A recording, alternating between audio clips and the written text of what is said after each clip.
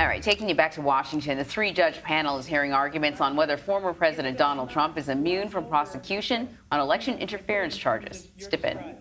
So if we look at the face of the indictment as to what's charged, when it's gone through a grand jury process, unlike the impeachment judgment clause, how do we look at those particular acts as described? Because we have to take those at face value. There's clear guidance on this from Nixon against Fitzgerald, where Nixon against Fitzgerald, the allegation was President Nixon had unlawfully terminated a whistleblower, essentially.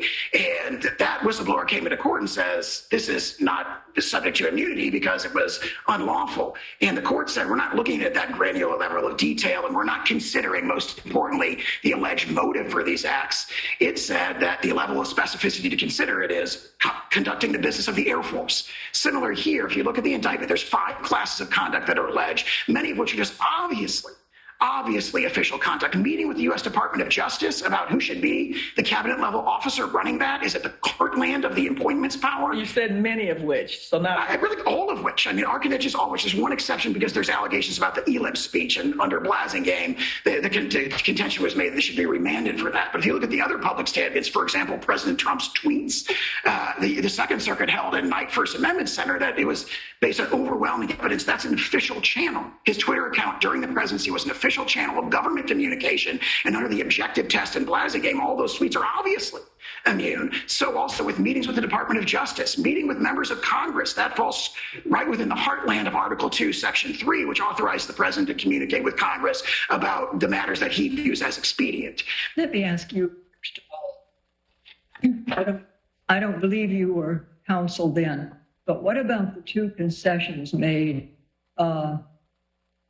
in the first impeachment proceeding and then in Trump v. Vance, that impeachment should be stayed and wait until he's out of office when he would be subject to criminal liability?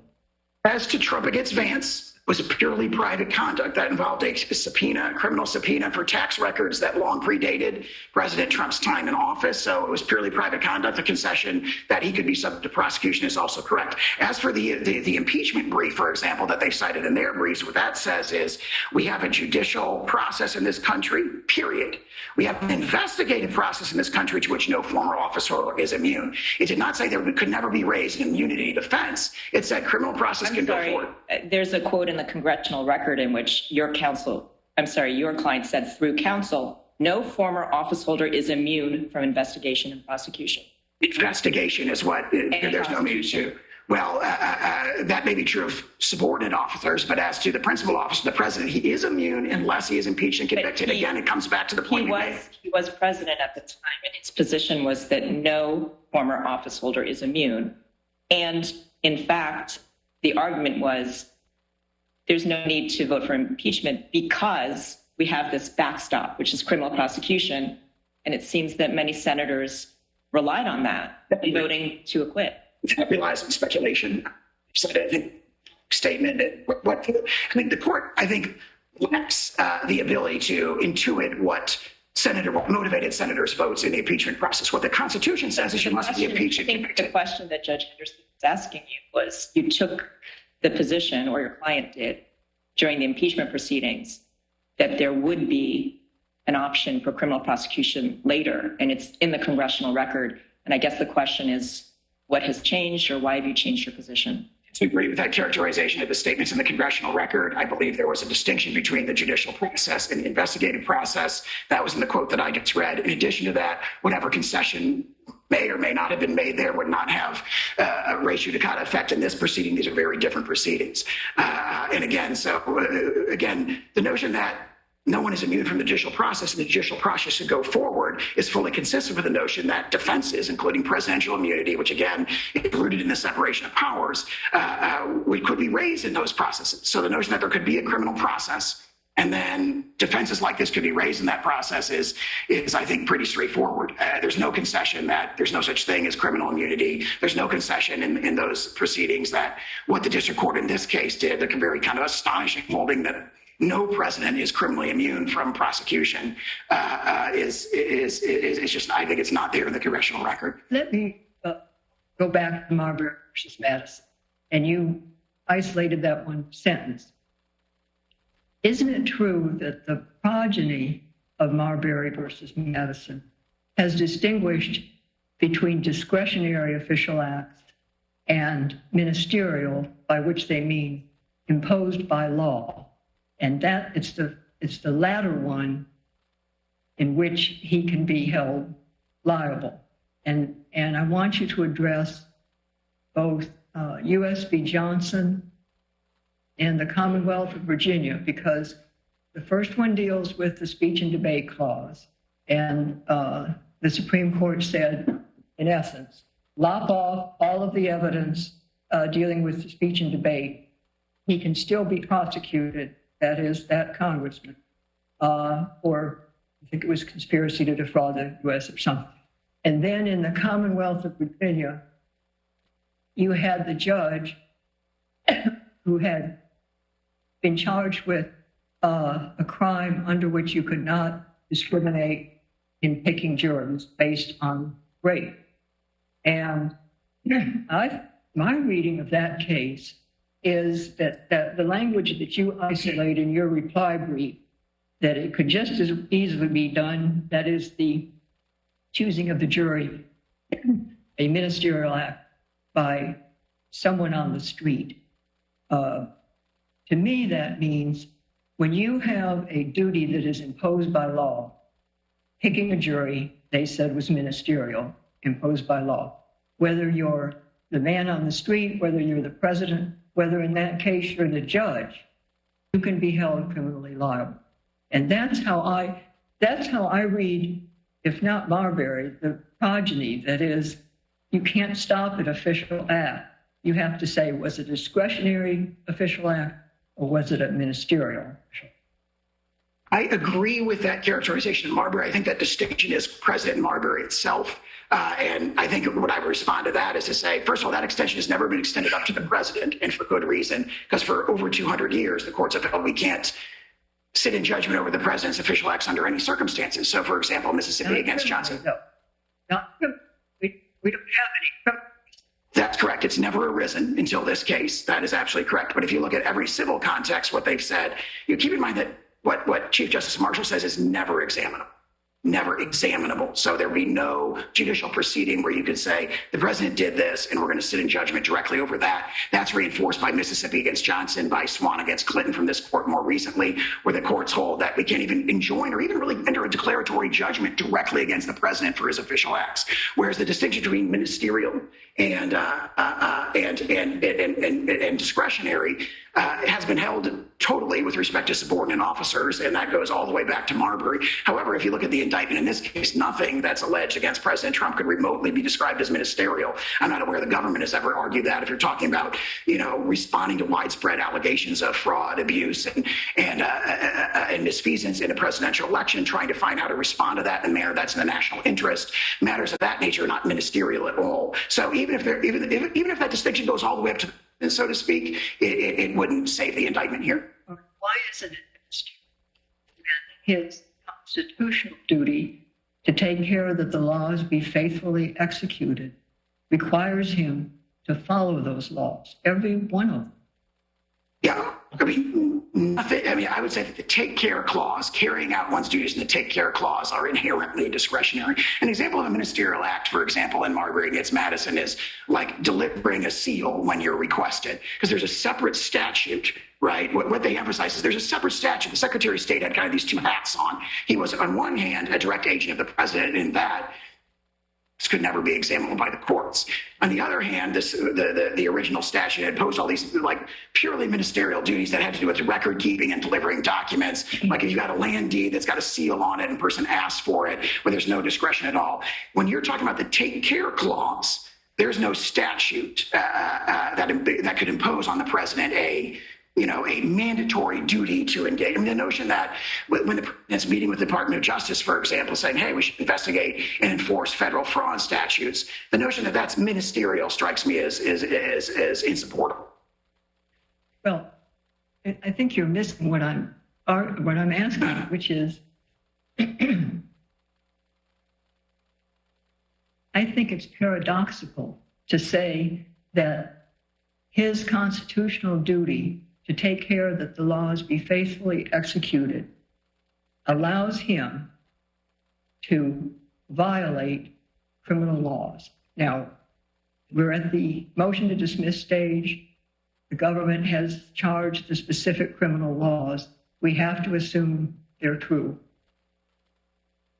I mean, my response to that, I think, would be to emphasize what Chief Justice Marshall said in Marbury, which is that they can never be examined by courts. That naturally includes a criminal proceeding. But I thought you agreed with me that we've gotten beyond Marbury in the sense that official acts has been subdivided into discretionary and duty-bound or ministerial. And in the ministerial or duty-bound, at least with respect to even legislators and judges, they have been held criminally liable. And that's in the face, at least with respect to the legislators, of an explicit constitutional privilege. Yeah, I don't view United States against Johnson and even ex parte Virginia as resting on the ministerial versus discretionary distinction. I think what Johnson says is, it doesn't say, hey, when you were doing these other things, they were ministerial. What it says is these were not legislative acts. Right. And so it draws a distinction between legislative and non-legislative acts. So also, I think that's the right reading of ex parte Virginia. They go on to say judicial act. In other words, the argument that picking a jury, I don't even believe they use the word, to my recollection, ministerial. They say that because they were criminal acts. They were criminal acts. Picking the jury based on race is a criminal act. And whatever Johnson did, I think it was the very same statute, fraud against the United States, that is before us today. Again, I would say that the distinction in those cases is between, in the judicial case, Johnson, the legislative case, Johnson, is between legislative acts and non-legislative acts. The distinction in ex parte Virginia is between judicial acts and non-judicial acts. That phrase is used. And here, the distinction is between presidential acts and non-presidential acts, and everything that's alleged in the indictment is a presidential act. Your Honor, I see. I think. May I? There are a number of precedents or cases in which the Supreme Court has reviewed actions by the president. The seminal case of Youngstown Sheet and Tube, where the Supreme Court reviewed Harry Truman's seizure of the steel mills during the Korean War. There's also the case of Little versus Bareem, where Chief Justice Marshall reviewed the actions of President Adams when he seized certain vessels. Trump versus Hawaii was reviewing President Trump's order restricting the entry into the United States of nationals from certain foreign countries. How does that square with your position that the judiciary can never review executive action? All those cases fall squarely within the well-established exception in Ex parte Young, where the judiciary is allowed and does frequently issue declaratory judgments, injunctions, judgments against subordinate officers. These are presidents. Harry Truman was the president when he seized the steel mill. How does that comport with your theory? In that case, it was an injunction against the Secretary of Congress, not against the president. This court has reaffirmed very recently that you cannot issue an injunction directly against the president. The court has no jurisdiction to do that. Cannot enter. It strongly indicates in Newdow against Roberts that the court can't even enter a declaratory judgment. Can review presidential action if, on paper, they direct their judgment to a subordinate officer. Is that what you're saying? Because these are presidential actions. The court can definitely enjoin the actions of subordinate officers that violate the Constitution. That is Ex parte Young. All the cases fall within. I'm asking you a different question, because these are presidential decisions, presidential actions, and you're saying that the court can review presidential actions as long as, when they issue the judgment, they issue it to a subordinate. In direct context, it can directly sit in judgment over the president's official acts. It's been established for over 2 years. You're using the impeachment judgment clause essentially as a negative implication with respect to that the civilian officer or president, of course, has to be impeached and convicted, and then nevertheless thereafter. If there is an acquittal, how are you using it in that regard? Because sometimes, and particularly in this case, the acquittal can arise from lack of jurisdiction, not actually trying the merits of the case. The impeachment judgment clause does distinguish between those sort of merits-related acquittals and non-merits-related acquittals. Frankly, the same sort of thing comes up in just criminal prosecutions under the double jeopardy clause, where, you know, a determination that the defendant is acquitted does not necessarily reflect an actual determination that they're not actually guilty. And in fact, this is emphasized in the OLC memo that they themselves address, that actually, that determination often reflects things that are distinct from the merits. So that doesn't, I think, in any way undermine the sort of double jeopardy force, so to speak, of the impeachment judgment clause. And one of the briefs indicated that Jack Smith is improperly appointed. Do you have a position there? It's a very persuasive brief, but I can see we have not raised it in this case. I think it raises very powerful questions, but we haven't raised it in this case at this time. Just about the effect of Blasingame. If we say we can't determine if these acts are official or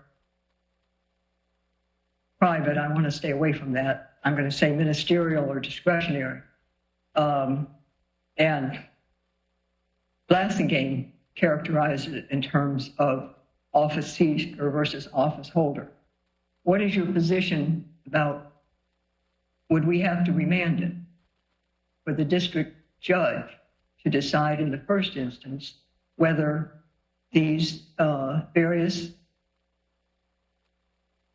4 points that the defense has made against imposing criminal liability hinge on whether the acts are ministerial, discretionary, official, private, or however you want to characterize it?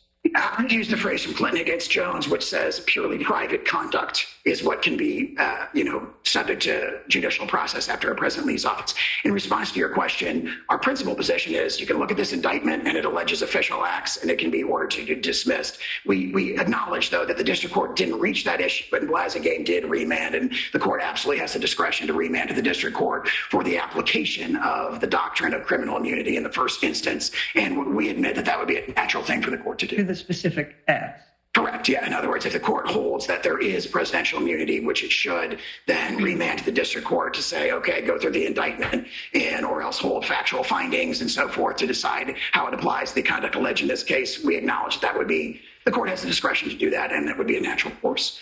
And if there are no further questions. I have one more question. So under the framework established in or discussed in Nixon versus Fitzgerald, we're supposed to conduct a balancing test where we balance the need for the asserted immunity versus other public interests. And I see you as trying to represent a need for the executive to have this immunity to facilitate executive functions, the ability to act without hesitation, to be fearless, to make decisions without being inhibited by the fear of criminal prosecution. But it seems to me that there are some other Article 2 interests here that are countervailing. For example, under Article 2, there's an executive vesting clause. And so there is an interest of the executive branch as an institution to have constitutional executive power vest in a newly elected president. There's also an executive interest as an institution in law enforcement, in enforcing criminal laws. And so it seems to me, if we're weighing executive interests versus public interests in things like the integrity of an election, that President Trump's position is not fully aligned with the institutional interests of the executive branch. And in this balancing test, that weakens the executive power that he's trying to assert. I say 3 things in response to that. First of all, Nixon against Fitzgerald emphasizes that the most compelling consideration when one considers what it describes as policy considerations rooted in in the separation of powers is the rendering of the executive branch official unduly cautious in the exercise of highly controversial and sensitive decisions that come up all the time. If a president has to look over his shoulder or her shoulder every time he or she has to make a controversial decision and worry, after I leave office, if I go into jail for this, when my political opponents take power, that inevitably dampens the ability of the president. I understand that that's your position, but I guess I'm asking you, what about other Article 2 interests? That's one interest, but there are other Article 2 interests in play here too, and they seem to be countervailing. The interest in executive vesting, the interest in law enforcement, those are also executive branch interests. And how should that affect the analysis? Those, to the extent the court conducts a balancing, our principal positions, you can go back to Marbury versus Madison and adopt a categorical rule, which is also referenced in Nixon against Fitzgerald. But to the extent the court reaches the balancing of policy considerations, those are decisively outweighed by the sort of republic-shattering consequences of subjecting our chief executives in an endless cycle to prosecution once they leave office. The founders were very much against that. They were deeply concerned with that. You see that in Hamilton's writings in Federalist 65, 69, and 77. You see it reflected in Madison's concern about newfangled and artificial treasons in Federalist 47, and that is the original meaning of the Constitution. Do you think we should, it just occurred to me, do you think we should take any cognizance of the fact that when they wrote that, George Washington was the president? I mean, a very, very strong executive. The Congress was brand new. Everything else was brand new. And things have balanced out. I mean, we've got a strong Congress, we've got a strong judiciary, and we've got a strong president. I think that if you look at the writings of the founders, they were definitely looking past the presidency of George Washington, obviously an iconic figure, looking past the presidency of George Washington to future presidencies. And they correctly anticipated that the nation might, what they were deeply concerned about was that the nation would devolve into factions. Factionalism did not govern the presidency of George Washington because of his moral authority. However, immediately when you got to Adams and Jefferson, you immediately devolved into factions. They correctly anticipated and were deliberately looking past that presidency to the future of the republic, a tradition that stood for 234 years until last year when it was shattered by the indictment of President Trump. And if the court has no further questions, we would ask the court to reverse. And if the court rules against us in any respect, we renew our request that the court stay its mandate to allow us to seek further review, both en banc and or Supreme Court review. And you give that 5 minutes. Thank you, Your Honor. Okay. Mr. Pierce. Good morning, and may it please the court. Never in our nation's history until this case has a president claimed that immunity from criminal prosecution extends beyond his time in office. The president has a unique constitutional role, but he is not above the law.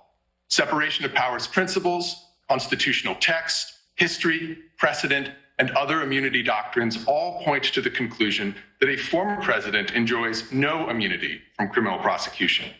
At a minimum, this case, in which the defendant is alleged to have conspired to overturn the results of a presidential election, is not the place to recognize some novel form of criminal immunity. Now, I want to start with jurisdiction, as Judge Childs raised. It is our view that the court has and should entertain both claims before it.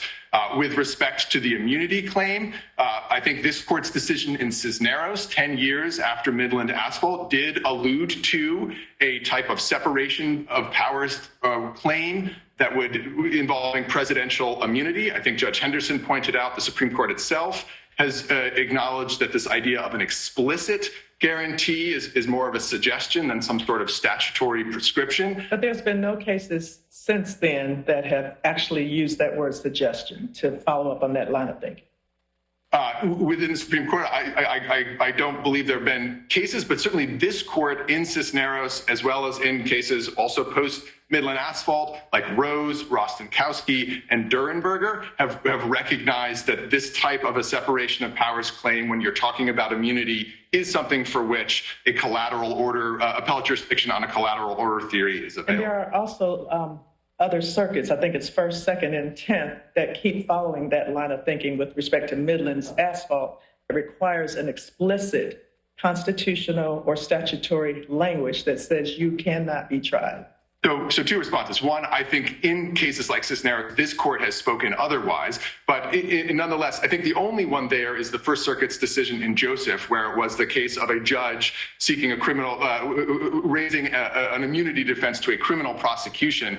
As this court acknowledged in both, I believe, Rostenkowski and Durenberger, that's in some tension with, or it didn't acknowledge that, but the case, the court there talked about Claiborne and Hastings, which are Ninth Circuit and 11th Circuit cases. I think Judge Easterbrook, in his shock opinion, noted that when it deals with a personal immunity like that, it's different than the kind of transactional immunities that were considered in the 10th and the Second Circuit cases. And at the end of the day, I think we do, sort of a small point of common ground between us and the defendant, we do think that with respect to jurisdiction, there is a little bit of a different inquiry with respect to a president. We don't think that carries over to the merits in the least. And I think United States versus Nixon is sort of the perfect example of that. There, the court said it would be unseemly to hold the president, to require the president to go into contempt.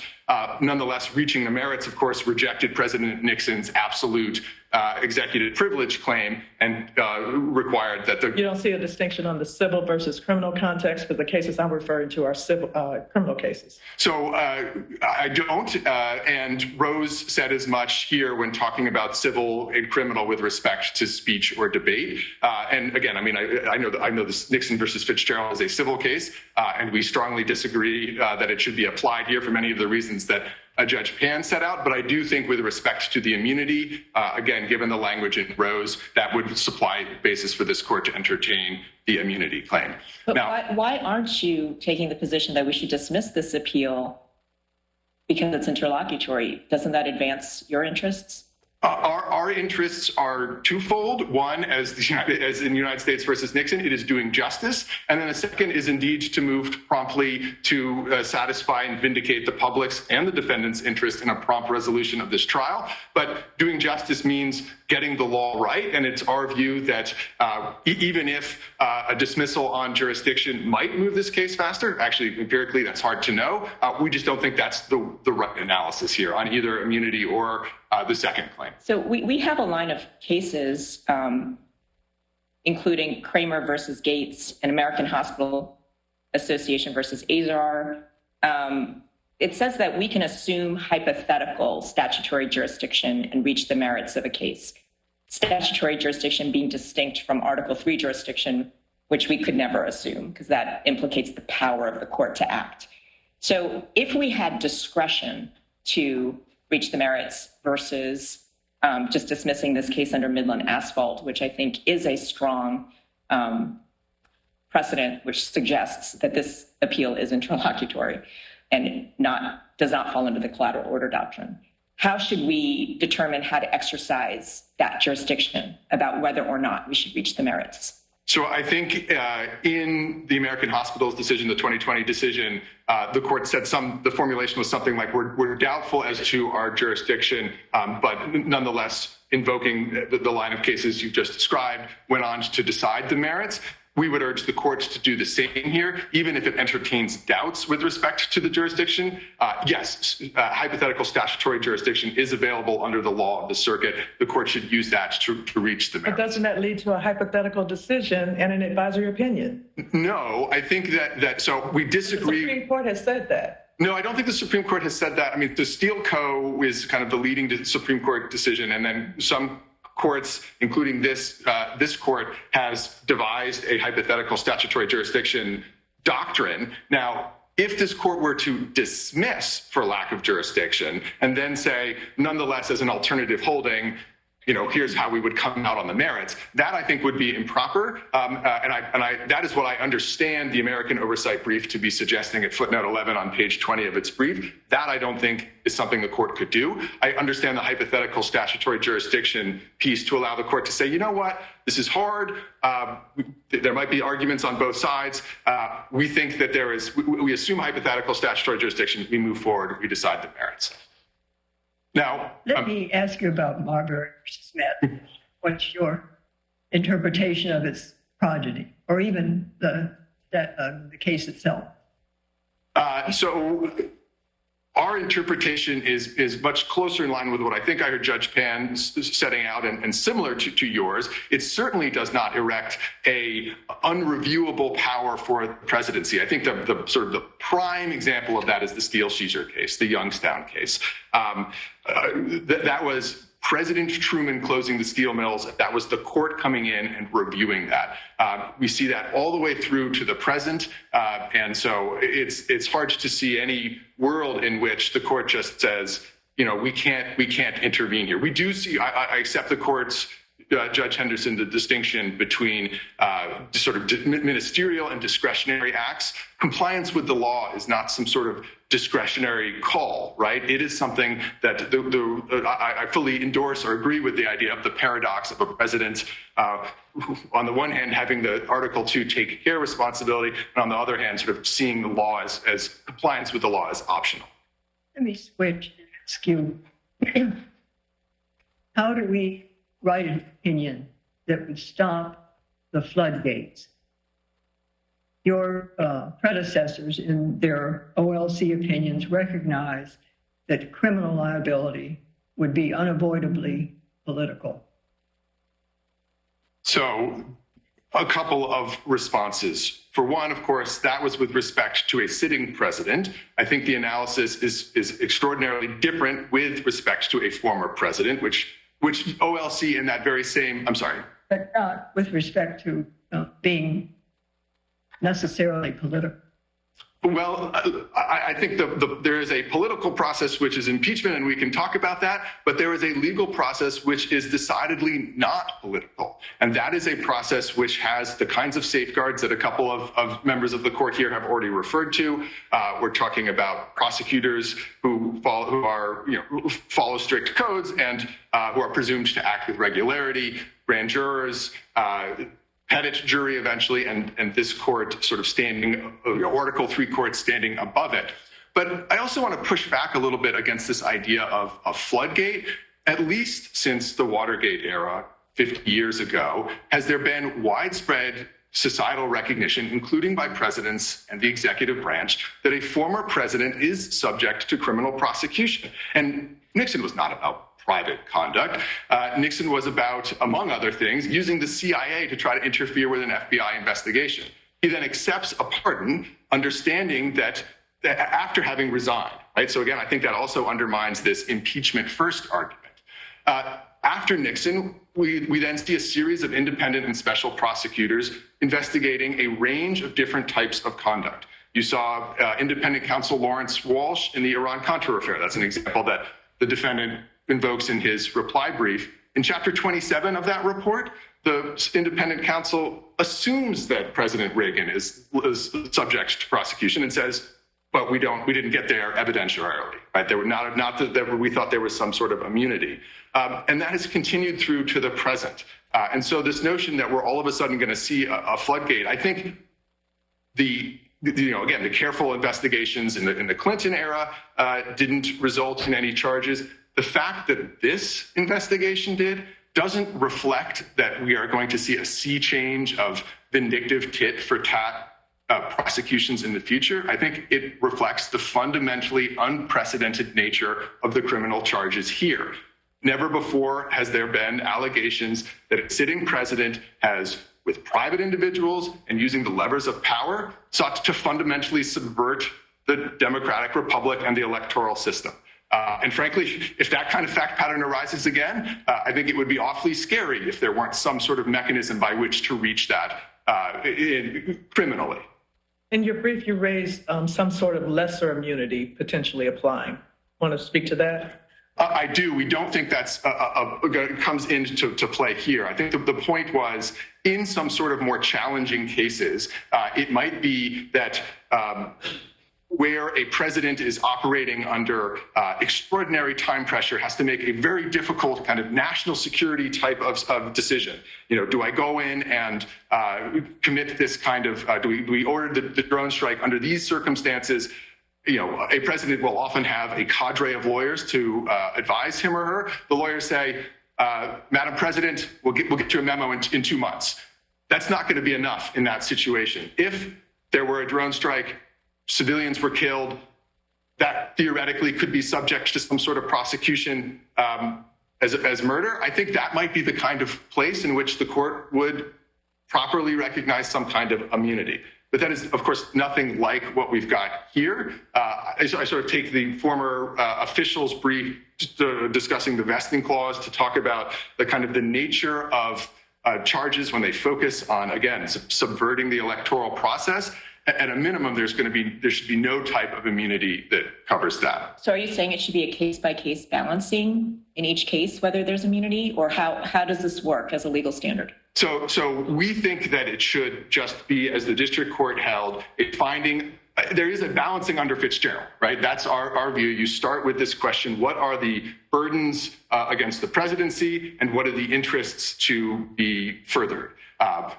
The answer to that question under Fitzgerald, we think that the burdens that my friend talks about on the other side are overstated. I'm happy to just describe why. We think the interest in the public's interest on an ongoing criminal prosecution means that there should be an across-the-board rule that a former president is indeed subject to criminal prosecution. What I'm describing in response to Judge Child's questions is, in a particular case, might there be some extraordinary circumstance where a former president could invoke an immunity? Maybe. I don't think the court has to reach that there. I think the court could write an opinion that reserves and says, based on the nature of the allegations, which we take as true, there is no reason to recognize that here. And so I don't think it needs to be a case-by-case analysis, but I think the court can reserve that type of question to the extent it gives one pause about a president in future situations. To that end, can you answer the question I posed earlier to your opposing counsel about, are we to look at the broader question that was dealt with by Judge Chutkan with respect to presidential immunity, absolute immunity for no criminal prosecution of official acts, versus looking at this indictment and accepting as true the allegations that it brought there, or both? So we have a strong preference that the court adopts the former view and looks at the question in the way of, as the district court did, which is to say, based on questions of separation of powers, of constitutional text, history, precedent, is there, in fact, immunity for a former president?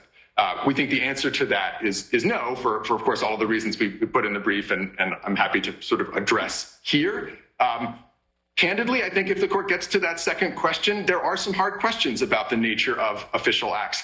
And frankly, as I think Judge Pan's hypothetical described, I mean, what kind of world are we living in if, as I understood my friend on the other side to say here, a president orders his SEAL team to assassinate a political rival and resigns, for example, before an impeachment?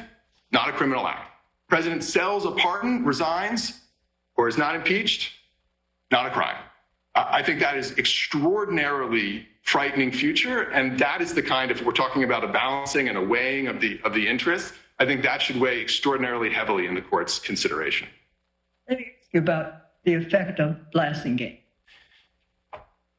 What is it? How does it either bind us? How is it persuasive for us?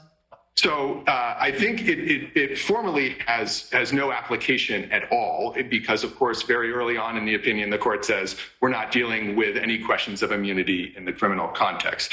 I tend to agree with my friend on the other side that in many respects, it does reinforce the nature of the Fitzgerald civil outer perimeter standard. It says you don't look at intent or you don't look at purpose. Context plays a more important role than often the content of communications. I think that the significant change, of course, is the acknowledgement of the looking at a president, whether that president is acting in his or her role as office seeker or office holder. But again, to go back to my response to Judge Childs' question, although that would change the nature of whether certain things are or are not official acts in the indictment, we just think that's entirely the wrong paradigm to use. We think under Fitzgerald, in fact, that would be inconsistent with Fitzgerald's reasoning, and also just irreconcilable with the nature of how criminal law works. I mean, to say that we're not going to take account of motive or intent, there are plenty of acts that every day. I mean, for example, if I were to encourage someone not to testify at trial because I wanted to go on a hike with that person, it's not a crime. If I were to encourage someone not to go on a hike because their testimony at trial, encouraged them to skip their trial testimony because their testimony was going to incriminate me. It's the same underlying act. And now when you map that on to the presidential context, you come up with some of the frightening hypotheticals where as long as something is plausibly official, even if it involves assassinating a prominent critic or a business rival, that would seem to then be exempt potentially from criminal prosecution. We certainly wouldn't concede that if that's the world we need to live in. I think we would advance plenty of arguments below, but we really, but those arguments themselves would create satellite litigation that are an additional reason not to go down this route. But looking and thinking about your answer about potentially not looking at motive and intent, when there is a criminal prosecution, that mens rea and that intent is part of the actual statute charged criminally. Yes, precisely. And that's why it wouldn't make sense to then come in and use this non-motive intent. As I understand how Fitzgerald outer perimeter standard might work, it could say those types of official acts, official conduct, that is something from which the president is immune. You don't ever get to that second question of, well, did that person act then with mens rea? Can we prove it beyond a reasonable doubt? Because it is at least under a theory where it's not available at trial, then there's no way to reach that conduct. When we're looking at this indictment, though, back to Judge Henderson's question about the use of blasting, some of the acts are same or similar, and there was direct discussion of it in that opinion as determining whether it was office seeker versus office holder. So do we use blasting at least for that? So if this court decides the case the way the district court did, then I don't think blasting has any role to play at all, because there is no question of whether, was this act official or were these sets of allegations official? The question is, based on a Fitzgerald analysis and history, precedent, et cetera, is there any quantum of immunity for a former president? We think the answer to that question is no. There's no reason, as the district court also found, to turn to the indictment and consider this civil outer perimeter standard. How about don't decide it the way the district court did? If you don't, I suppose a lot would... On the blasting So there are a lot of different ways this court could not decide it that way. I think to pick up on my response to Judge Childs, we certainly stand by our view in the brief that some substantial number of allegations would fall outside of an outer perimeter, and that I think is enough to affirm. I think either parties are urging the court at that point to then send, of course, the case back to the district court. I think that then would create a series of challenging questions that I mentioned earlier. What are the evidentiary theories under which that evidence could potentially come in? But it would be our strong view, and we would want, if the court followed that route, which we urge the court not to make it clear that immunity is an on-off switch, right? This is the immunity appeal. If the court says we affirm, we send it back, there's no immunity, then other things become evidentiary questions or questions really of jury instructions, in which any appeal is then an appeal from a final judgment, if any final judgment. And the immunity defense is never lost. Well, I don't think it's immunity at that point. I think this court will, in what I've just described, will have said there is no immunity. There may be some types of other challenges as evidence comes in at trial. But again, I think that would lead to this extraordinarily complicated litigation that is not the top line reason, but certainly among the reasons why the court should not go down that path. Since President Trump concedes that a president can be criminally prosecuted under some circumstances, he says that that is true only if he is first impeached and convicted by Congress. Do you agree that this appeal largely boils down to whether he's correct in his interpretation of the impeachment judgment clause? That is, if he's correct that the impeachment judgment clause includes this impeachment first rule, then he wins. And if he's wrong, if we think the impeachment judgment clause does not contain an impeachment first rule, then he loses. So I think that's basically right. I mean, the defendant's theory over the course of this litigation has evolved a bit. And I think now before this court, I understand the argument to be principally sort of a principal submission to be, as you've just described, this, what we call in our brief, the conditioned precedent argument, that there is only liability, criminal liability for a former president if that president has been impeached and convicted. And that is wrong for textual, structural, historical reasons, and a host of practical ones, one of which I'll start with, again, to just amplify the point. It would mean that if a former president engages in assassination, selling pardons, these kinds of things, and then isn't impeached and convicted, there is no accountability for that individual. And that is frightening. Now, to go back to some of the textual and historical and structural, my friend on the other side sort of suggests this is what the founders were talking about and this is what they were worried about. I think it's entirely an inaccurate representation of the founding era history. There's basically no discussion of the impeachment judgment clause, which I take the defendant's principled textual argument to be. What the impeachment judgment clause did was two things, as the district court described, right? It constrained the sanctions that Congress could place on an impeached and convicted officer, not only a president, any kind of officer, to removal or disqualification. And then it made clear that that impeachment did not impose some sort of preclusive bar on subsequent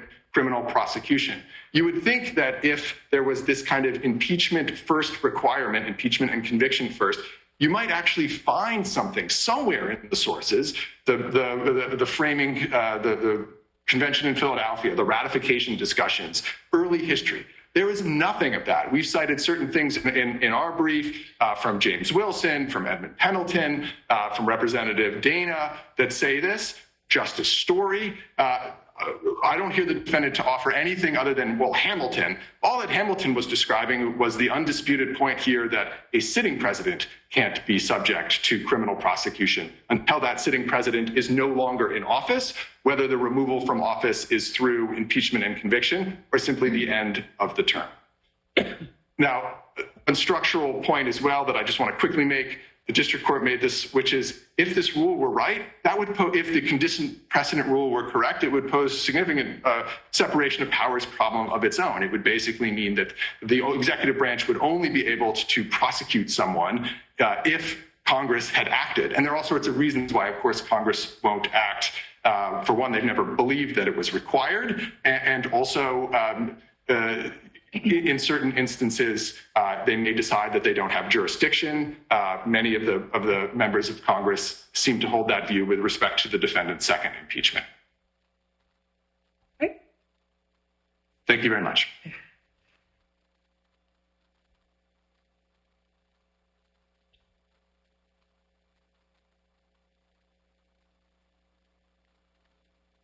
Yes, go ahead. Thank you, Your Honor. And in my limited time remaining, I just want to make 3 points to the court in response to the opposing counsel's argument there. One is that the opposing counsel used the phrase above the law, saying that an immunity doctrine for criminal immunity would place the president above the law. I would just direct the court's attention to what the Supreme Court said in Nixon against Fitzgerald in the context of civil immunity. They described the allegation that immunity sets the official above the law as, quote, rhetorically chilling but wholly unjustified.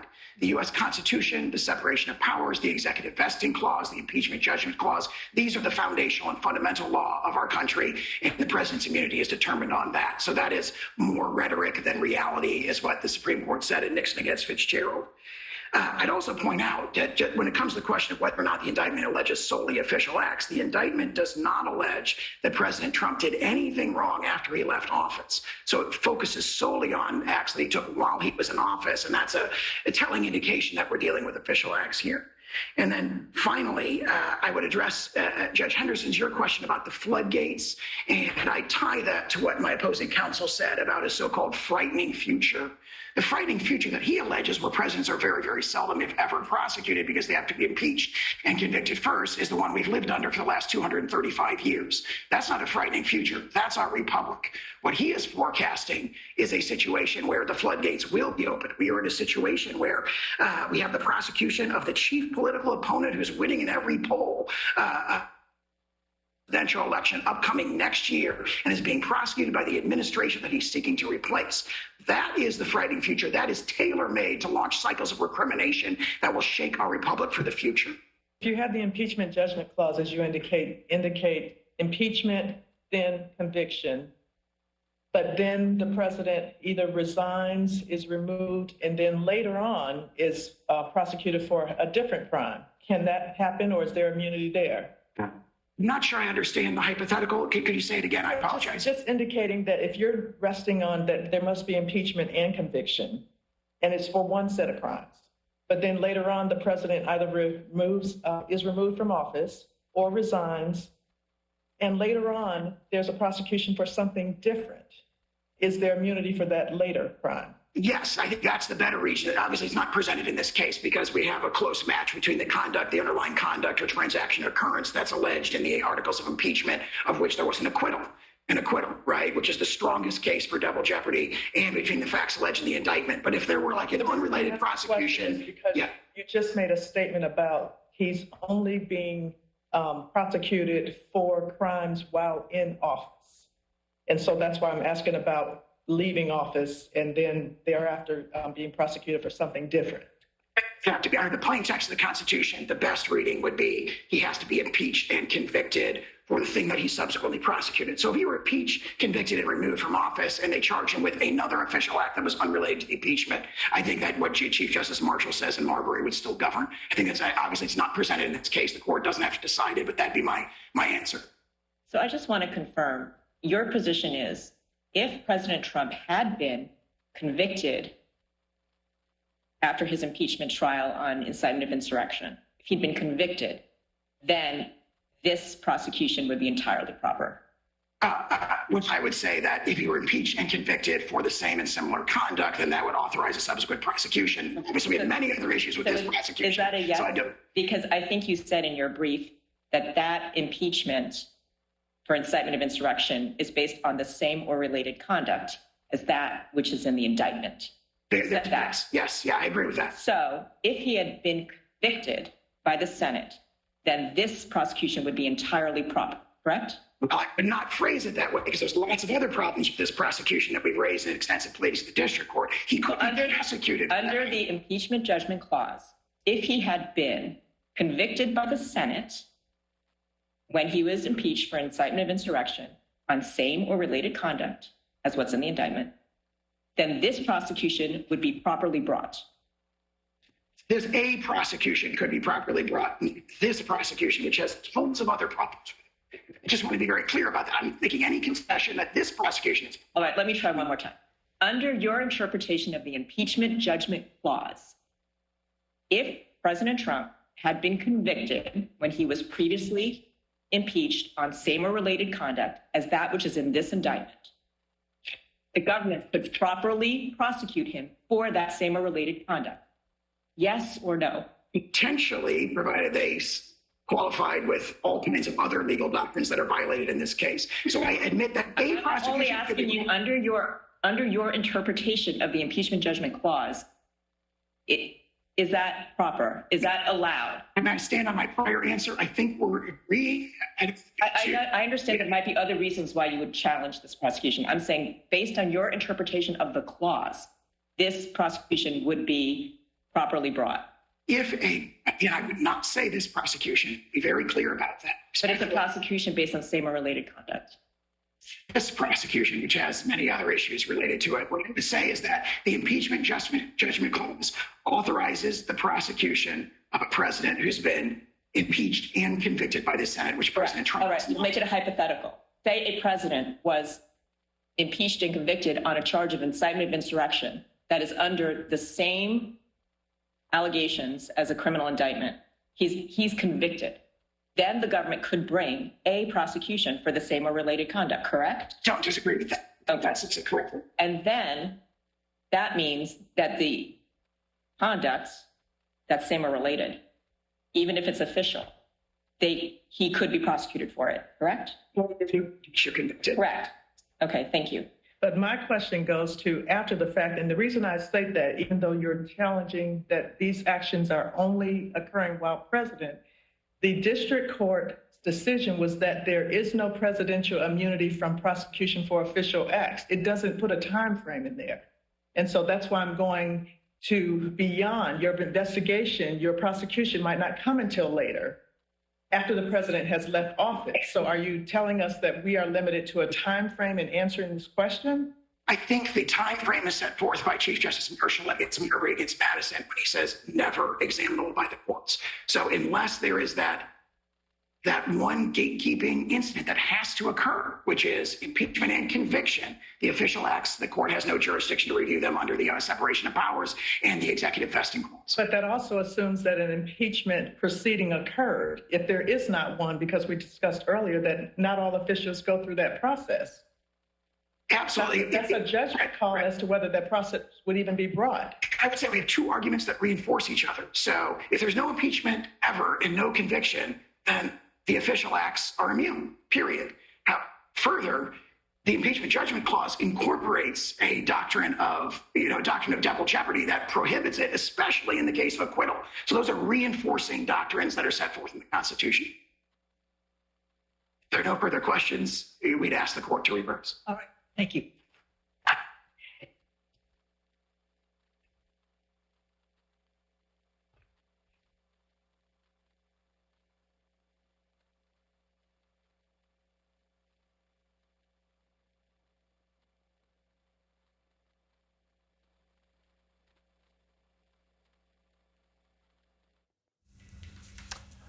All right. You've been listening to audio of former President Trump's hearing in court. We know that this is one of the many legal cases the former president is facing. Is this what we're saying? Yeah, I think we're going to have Jessica Levinson, right? CBS News legal contributor Jessica Levinson is joining us now.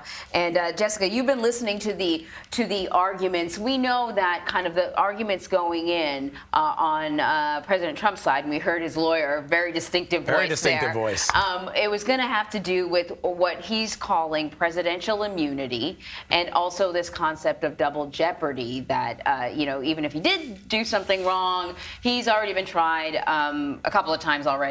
And through the impeachment process. So let's start here. Jessica, just tell me kind of how things started in the case. Did you hear anything surprising? What were the legal arguments that you heard today? I heard things that indicate that this did not go well for the former president. I heard things that I absolutely want to take for audio in my class when I teach presidential immunity, because the first thing I teach is that this is a limited privilege. It's not an absolute privilege like Trump is arguing here. So what the Trump team was arguing is essentially that you need to be impeached before you could ever be tried in a criminal court. And then there was this hypothetical that I thought was devastating for the Trump team, where there was an up and back about, well, what if a president orders the SEAL team, an official act, to assassinate a political rival and then immediately resigns so they can't be impeached? Are you really saying that that person would be immune from criminal prosecution? I thought that was a bad argument for a bad moment for the Trump team. There was another moment also dealing with this question of impeachment that I thought was bad for the Trump team, because they're saying you're absolutely immune from criminal prosecution. But then what the judges really got them to admit is, but you're saying only if there is first an impeachment. You're admitting that if there's first an impeachment, then there can be a criminal trial. And then there was this up and back about, if that's true, don't the rest of your arguments about presidential immunity really fall away? Now, obviously, there was an hour of arguments. There was a lot more detail in there. But to me, those were the two moments that stuck out where I thought the president is not winning this argument. We thought this before. The three of us have talked about this, but I thought those were bad moments. Mm-hmm. So the lawyers for the former president are arguing that not giving him immunity would open former presidents, other presidents, up to prosecution. What do you make by that argument? This is a common argument we've heard from Trump throughout in all of his cases, which is this is unprecedented. There has never been a former president who has faced in Georgia its state charges, or the federal election interference case we're talking about, or the case dealing with Mar-a-Lago, or even the New York civil fraud case that we've discussed. And I think that argument isn't doing as much work as the Trump team thinks it is. It merely points out that we haven't had a president who's engaged in this type of behavior before. So that's really what the Department of Justice responded, which is that just shows you, judges, how very serious the actions that Trump took were. So this idea of it's unprecedented, it's never happened before, I think the Department of Justice was very smart in pointing out that's because we've never been here before. The other response to that is we've had obviously many, many presidents, and the fact that we've never been here before shows that there is not a Pandora's box that would open. And again, I didn't think that the Trump team won a lot of points on that question. So why does President Nixon's name keep coming up in this hearing? President Nixon's name keeps coming up because the two big cases that the D.C. Circuit is going to look at both involve President Nixon. In one case, President Nixon was sued in a civil capacity, essentially for unlawful termination. And what the court there said is presidents are absolutely immune from civil suit. We're talking, of course, about a criminal case when it comes to Trump, from civil suit for official acts. And that's why you heard a lot of discussion about, is this an official act? Is it not an official act? The answer, of course, has to be that's something we look at, but this is a criminal case. The other reason that President Nixon's name keeps coming up is that there's a different case dealing with those tapes, those secret tapes that he made in the Oval Office. We know that there was an investigation into the Watergate scandal by the special counsel. The special counsel said, we need those tapes. President Nixon said, you don't get them because I have executive immunity. The Supreme Court said there is a thing called executive immunity, but it is limited, and we have to allow criminal prosecutions to proceed. That's a bad case for the former president. It's a good case for the Department of Justice. That's why the Trump team doesn't bring that case up a lot. But that's why we talk about Nixon, because he's involved in two of the big precedential cases that are going to give the D.C. Circuit guidance in this area. There was another really kind of weird exchange, Jessica, and I was trying to follow along.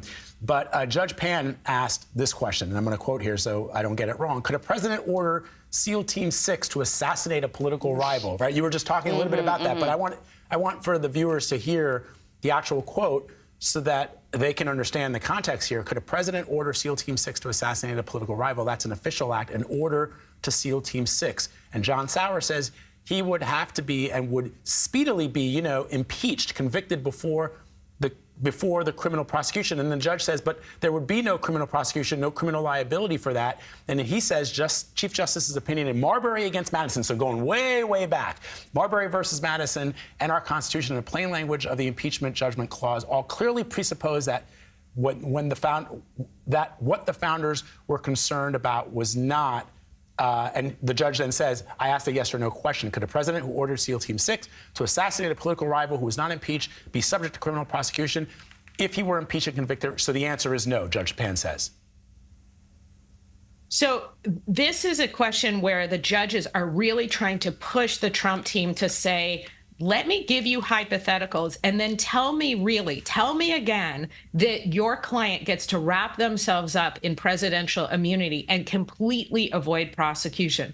It's also a question where the judges are pushing the bounds of that issue we were just talking about, official acts versus non-official acts. For people watching at home, I think what we want them to take away is this is the exchange. Vlad, you were absolutely right to zero in it. This is one of the big exchanges in the hour-long arguments that we heard. And what it proves is that, in my view, of course, presidents are not immune from criminal prosecution, even if they undertake official acts, because we see, what if you tell the army, you know what you should do? You should go kill the governor of California because he's really annoying me. what if you're not impeached first? Can it truly be that you cannot be criminally prosecuted? Or Vlad, as we talked about in the very beginning, what if you say, go kill the governor of California? That's an official act. But then you resign before you can be impeached. So there can be no impeachment first. Is it really the case that you could avoid criminal prosecution? I think that's why that exchange was so devastating for Trump's arguments here, because it can't be that you can avoid criminal prosecution in those circumstances. Right, but John Sauer seems to be saying, yeah, that for sure. But what the founders were arguing is the criminal process being applied for political purposes is, I guess, the case that they're making. I'm being told that we only have 45 seconds, Jessica, but he seems to be saying, yeah, for sure, if that happened, that would be bad. But this is different. He's saying this is different because he's saying we're not talking about official acts that are as clearly criminal, essentially. But that's his only place to go, right? His only place to go is we're not talking about a political assassination. We're talking about official acts dealing with an election. All right, Jessica, thank you very much. That was awesome. Thank you, Jessica.